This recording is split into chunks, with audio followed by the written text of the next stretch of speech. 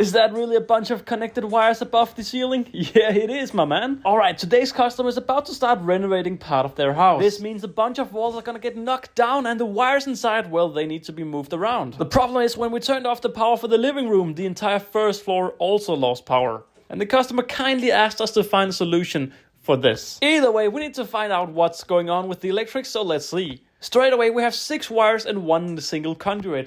That's an interesting one. That would highly indicate we have a junction somewhere. And when I saw some exposed wires, I'm like, yep, we definitely have some junctions up here. So with the permission from the customer, I knocked down some of the ceiling and I was just surprised for what we had inside. But forget that for a moment because we need to remove the wires for this plug and remove the power for this plug. And I still don't know where the wires are going. So I saw that we had a little crawl space beneath the house and I'm like, yep, I probably need to get in there. And yes, for those wondering how a 1907 house looks like from a crawl space, this is what it looks like. In Danish, I'm now explaining how I didn't find anything in the crawl space and I'm quite disappointed because I was hoping to find some solutions and yeah, I can't find anything. In total, this means the crawl space trip was a waste and now I'm just dirty. But upon exposing the wires from the walls to find out where it's going, we needed to go down to the crawl space yet again. Luckily, this time I sent the apprentice in there. Yeah, with the apprentice in there, we needed to find out what was actually going on in here. While he was moving around, I also saw some very old original cables from when the house was built, and yeah, those need to be replaced together with some more interesting finds in one of the other walls. Once again, we had a single conduit with a bunch of wires inside, and it just doesn't make any sense. But a call with the apprentice in the crawl space meant we knew what was happening. For some reason, they have pulled standard wires, removed the insulation, and put them up through a conduit up to the first floor, or the living room. And yeah, the apprentice got proper dirty, but at least we found out what was happening. Or so I thought, because I quickly realized that the switch up here wasn't connected to the plugs at the ground. No, we have a whole other wiring system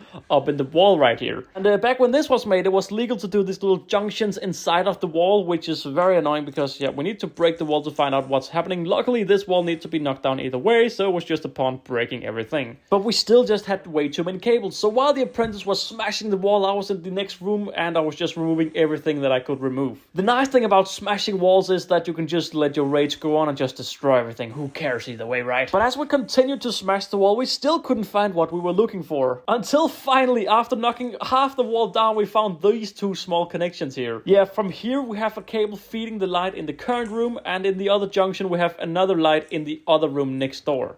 Meaning the light in here is powered by a switch going all the way from one room to another room all around. This is a very normal old-fashioned way of pulling wires around your house. And because everything now made sense, we could remove all of the wires except for one so we can pull some new wires. And now this entire wall is without power. Now I didn't have anything to scoop out all of my debris here, so I asked the customer whether he had something we could borrow, and the customer was like, nope.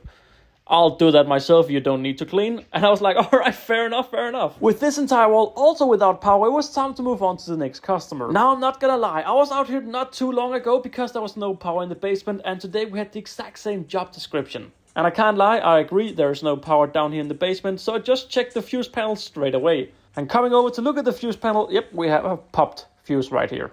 And yeah, let me just pull out the old fuse and get a brand new fuse and put that in, and then we can turn on the power yet again. And like magic, the power has been restored once again. Let me just check. Yeah, wow, it's working. So what is causing this? Well, there's some big machine in here that's clearly running on the same power as the light, and that should just not be in there.